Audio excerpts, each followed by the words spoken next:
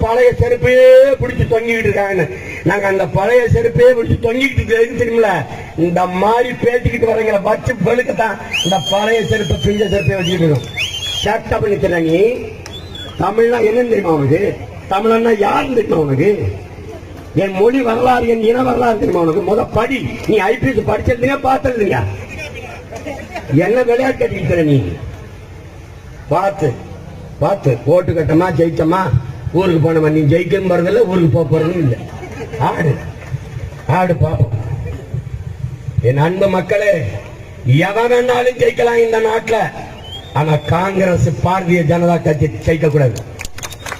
செடியவங்க தமிழ் இனத்திற்கு இல்ல, எந்த தேசிய இனத்திற்கு எதிரியவன் நல்லவில்லை. அவங்க உருப்படி அடிச்சு போடுவான் நம்மள.